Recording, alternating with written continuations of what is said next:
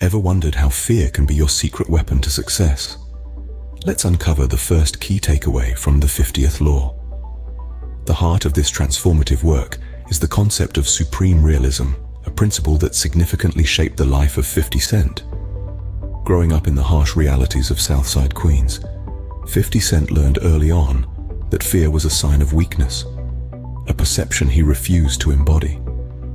He decided to see things as they truly are, unfiltered by illusions or false promises. This mindset, toughened by his experiences, became a source of strength.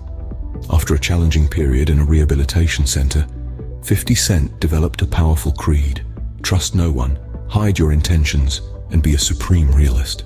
He applied these principles in his music career, facing and overcoming harsh truths, seeing past illusions, and ultimately signing a record deal. So seeing things as they are, confronting harsh truths, and not falling for illusions can lead to empowerment. Now let's delve into the second principle: self-sufficiency. You see, success requires more than just raw talent. It's about being able to stand on your own 2 feet. Take the example of 50 Cent. He refused to be a pawn in someone else's game, choosing instead to take the reins of his music career. He set up his own label, learning the ins and outs of the music business. He became self-sufficient. What does this mean for you? It means embracing self-reliance, taking control of your life and your choices. It's about not waiting for someone else to give you a chance, but creating opportunities for yourself.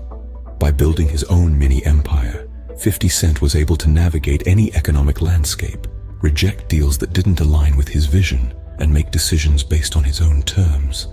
The lesson here is clear: self-reliance empowers you on all fronts. Remember, self-reliance empowers you on all fronts. Moving on to the third principle: turning problems into opportunities. Consider this: you're on the cusp of stardom, and then, suddenly, you're shot. It's a situation that would send many spiraling into despair, but not 50 Cent. Instead, he transformed this adversity into a strength, using his injuries to add authenticity to his music. This principle isn't limited to the world of music or to 50's unique circumstances. It's about reframing negative situations, being bold, and making the most of what you have. Just like Napoleon, who found opportunities in the smallest details, you too can learn to see obstacles as avenues for growth. Leaders, when faced with challenges, don't buckle. They transform these obstacles into strengths. They turn problems into opportunities. And this is a skill you can cultivate too. Remember, adversity can be your closest ally. See obstacles as avenues for growth. Next, we're going to explore the fourth principle: the hustler's flow. This concept is all about the art of adaptation and flexibility. Success often requires us to change our strategies, to bend without breaking, and to make the most of the circumstances we find ourselves in. Take 50 Cent, for instance. His life on the streets taught him the importance of being adaptable.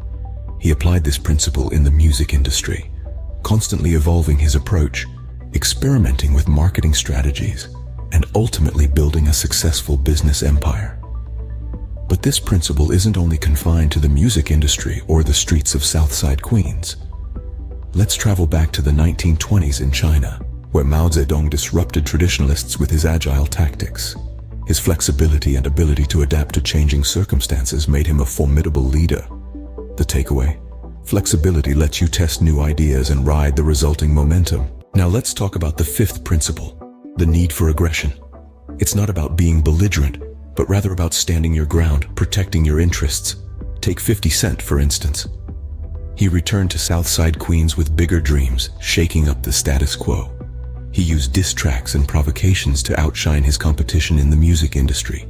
It's a tough world out there, and sometimes you have to fight for what you want. Submission breeds exploitation.